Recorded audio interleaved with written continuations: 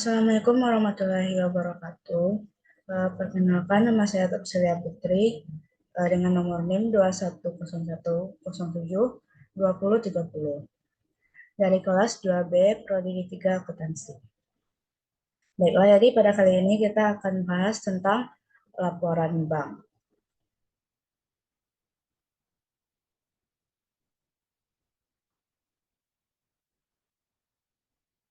Jadi yang pertama yang akan kita bahas yaitu tujuan dari laporan keuangan.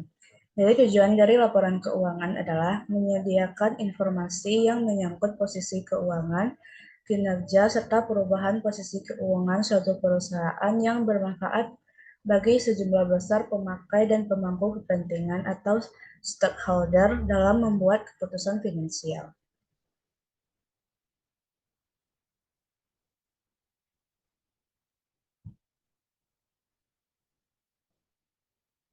Lalu selanjutnya keterbatasan dalam laporan keuangan bank yang pertama itu adalah bersifat historis, lalu bersifat umum, dan bersifat konservatif.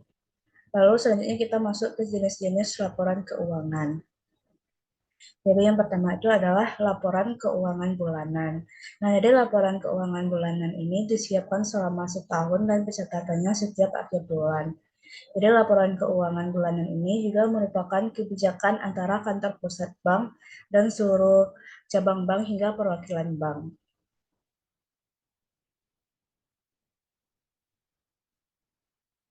Dan ada juga beberapa format yang digunakan dalam laporan keuangan publikasi bulanan.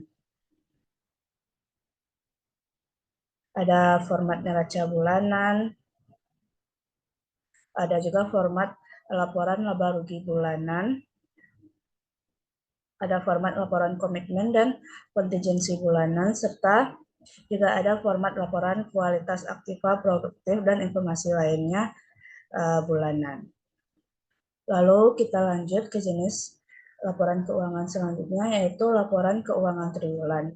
Nah, jadi laporan keuangan ini dipersiapkan setiap 3 bulan selama setahun. Misalnya Maret, Juni, September, dan Desember. Jadi laporan ini juga harus disajikan sesuai dengan peraturan otoritas jasa keuangan atau OJK.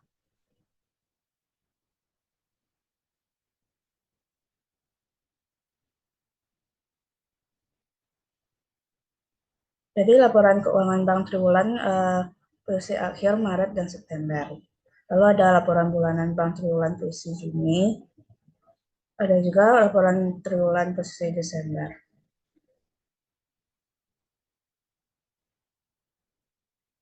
Lalu kita lanjut ke yang selanjutnya, yaitu laporan keuangan tahunan.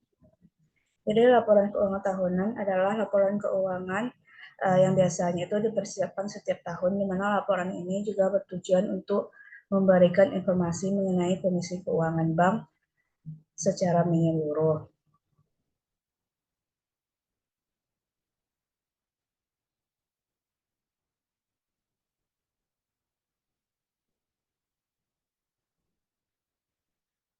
Nah, lalu adapun yang dicakup dalam laporan keuangan tahunan bank itu yang pertama itu adalah informasi umum, lalu selanjutnya adalah jenis laporan keuangan tahunan, opini akuntan publik, beserta aspek transparansi yang terkait dengan kelompok usaha.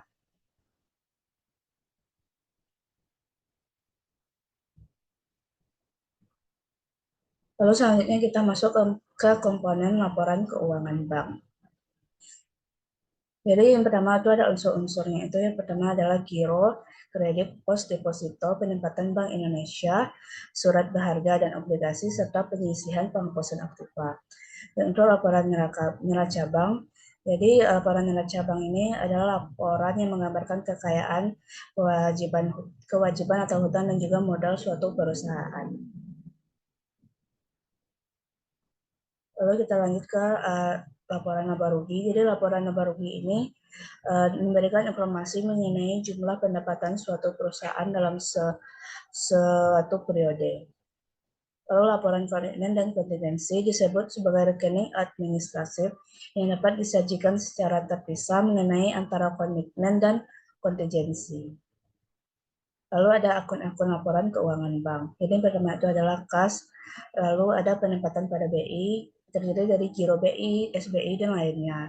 Dan giro pada bank lain yaitu berupa rupiah atau valuta asing. Lalu penempatan untuk bank lainnya yaitu juga rupiah dan valuta asing. Lalu ada juga PPAP bank lain. Lalu kredit yang diberikan berupa valuta dan rupiah. Lalu PPP kredit yang diberikan, lalu pendapatan yang masih akan diterima, serta biaya bayar pemuka, serta aktiva tetap. Selalu ada akumulasi penyusutan aktiva tetap, agunan yang diambil alih, aktiva lainnya, lalu ada giro berupa rupiah atau valuta asing, lalu kewajiban sekira lainnya, tabungan, dan simpanan berjangka, sertifikat deposito, simpanan dari uang lain, lalu ada juga kewajiban akseptasi, leasing, RAK Pasipa, hasil bunga, provisi dan komisial, serta beban bunga, dan juga pendapatan provisi, komisi atau fee. Lalu ada pendapatan kenaikan nilai surat berharga juga, lalu ada pendapatan lainnya, lalu ada beban administrasi dan beban umum, dan ada juga beban personalia, pendapatan non-operasional, serta beban non-operasional. Lalu ada juga fasilitas kredit kepada nasabah, lalu ada LC yang masih berjalan, lalu ada garansi yang diterima, serta pendapatan bunga dalam penyelesaian garansi yang diberikan. Jadi baiklah itu sedikit yang bisa saya jelaskan tentang laporan keuangan bank. Saya sudahi, wassalamualaikum warahmatullahi wabarakatuh.